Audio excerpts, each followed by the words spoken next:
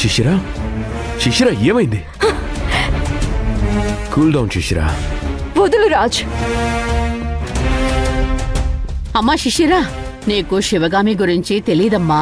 నీ ఆస్తిని కొట్టేయాలని చూసింది, తన వల్ల కాలేదు, అందుకే ఇదంతా చేస్తుంది. నువ్వు నా చెల్లివి, నీకేం జరిగినా ఏ సమస్య వచ్చినా నేను నీకు తోడుగా ఉంటాను అని ఎందుకు కపట నాటకాలు ఆడుతుంది? అరే, ఎంత నీచమైన మనిషి అది!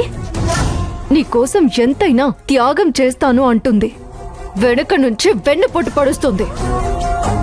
శివగామిని తలుచుకుంటేనే ఒళ్ళంతా కంపరంగా ఉంది. నా గురించి కొంచెం కూడా శివగామికి ఆలోచన లేదు. ఇంత ప్లాన్డ్ గా మంత్రాలతో చేతబడి చేయించింది కదా. ఏదైనా అయితే ఇంట్లో వాళ్ళందరికీ ప్రాబ్లం అవుతుంది కదా. నా మీద శివగామి పన్నిన కుట్రలకు మీరందరూ ఇబ్బంది పడ్డం నాకిష్టం లేదు. కమోన్ శిశిరా, ఊరుకో.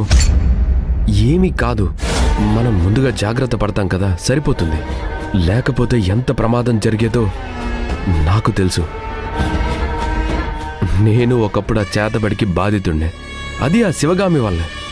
అందుకే రాజు నా కోపం. ఆ శివగామిని ఏమైనా చెయ్యాలి. కమాన్ శిశిరా, మనమేం చెయ్యాల్సిన అవసరం లేదు. అలా చేతబడులు బాణామతులు చేసేవాళ్ళు సుఖ సంతోషాలతో ఉన్న దాఖలాలే లేవు.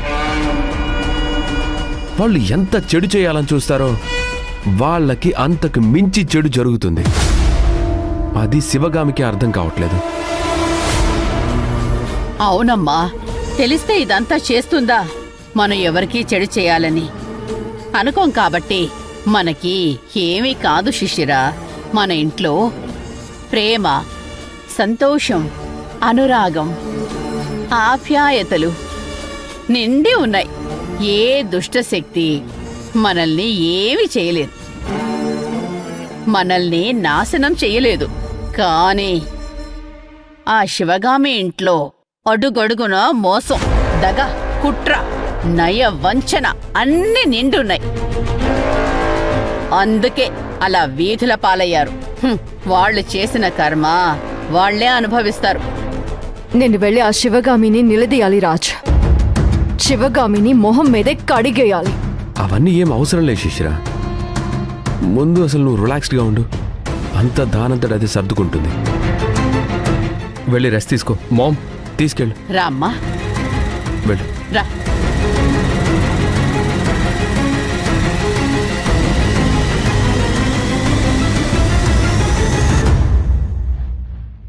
చేతబడి ప్లాన్ బాగానే వర్కౌట్ అయింది.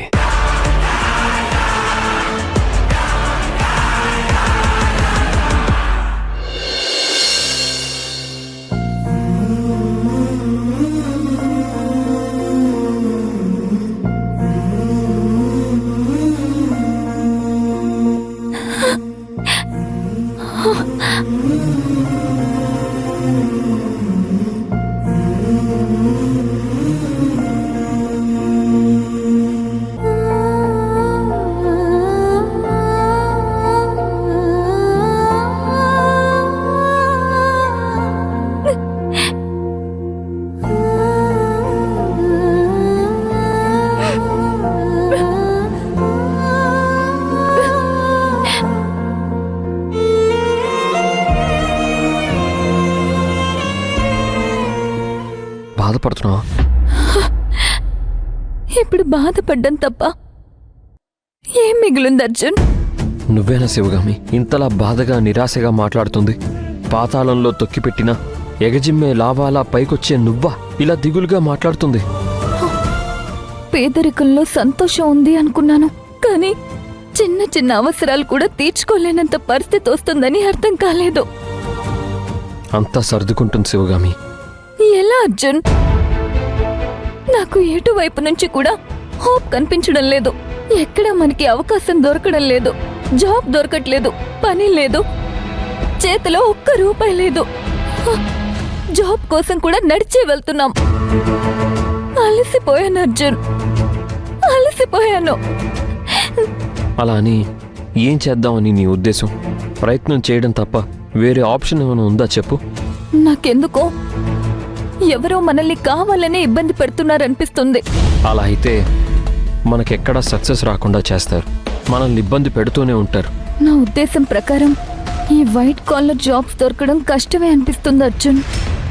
ఎక్కడ ఏ ఉద్యోగం దొరికినా చెయ్యాలంతే. చిన్నదా పెద్దదా అని కూడా చూడాల్సిన అవసరం లేదు. రామ్ కుమార్ గారి సపోర్ట్తో ఈ ఇంట్లో షిఫ్ట్ అవ్వగలిగాం. కానీ భోజనము భవానీ అవసరాలు వాటి కోసమైనా ఏర్పాట్లు చేసుకోవాలి కదా అర్జున్. అవును, మనం ఆకలితో ఉండొచ్చు, భవానీనైతే పస్తులుంచలేం కదా.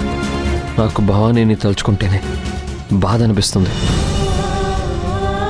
నాకు అది కావాలి ఇది కావాలి అని ఏ రోజు అడగదు. మనం ఏం పెట్టినా ఏం ఇచ్చినా కళ్ళకద్దుకొని తీసుకుంటుంది. కానీ ఇప్పుడు అది కూడా ఏమీ ఇవ్వలేకపోతున్నాం కదా. ఆ చిన్న పని కూడా మనం చేయలేకపోతున్నాం కదా. రేపెల్లుండి కల్లా మనం పనిలో జాయిన్ అవ్వకపోతే ఇంకా ఇంకా సమస్యలు వస్తూ ఉంటాయి. వీలైనంత త్వరగా మనం జాబ్ వెతుక్కోవాలి.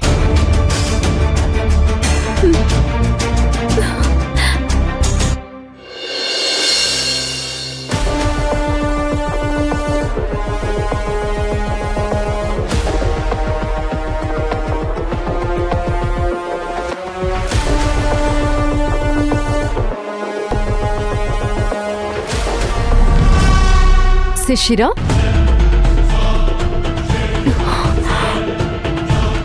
ఏంటి ఆలోచిస్తున్నావు? ఏం లేదు. నీకు ఇంట్లో జరిగింది ఇంకా నమ్మశక్యంగా అనిపించట్లేదు కదా? ఆ ఎర్ర అన్నం, ఆ నిమ్మకాయలు, ఆ గుడ్లు, నాకేం తెలుసు? అవి చూస్తే అవి చేతబడి చేసి పెట్టినవే అని అనిపిస్తుంది. కానీ అది నిజమని నీకు అనిపిస్తుందా? అలాగే అనిపిస్తుంది.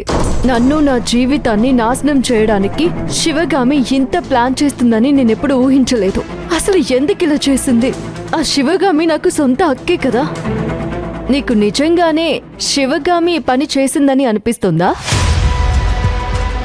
శివగామి నీ పైన అలాంటి ప్రయోగం చేస్తుందా?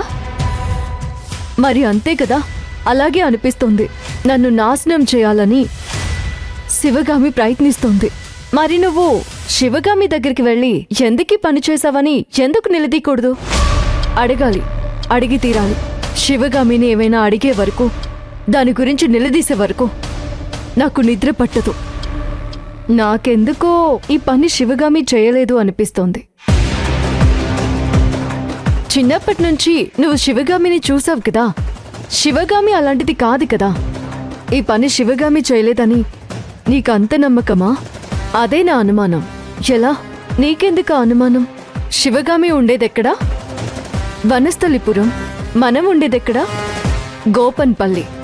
అయితే అంత దూరం నుంచి మంత్రించినవన్నీ పట్టుకొని ఎలా వస్తుంది? ఎలాగో వచ్చుంటుంది. నా నాశనం కోరుకున్నది ఎలాగైనా వస్తుంది. అది చాలా కష్టం కదా. ఒక్కసారి నువ్వు ప్రాక్టికల్గా ఆలోచించు. మేబీ కార్లో వచ్చుంటుందేమో. తన దగ్గర కార్ లేదు కదా.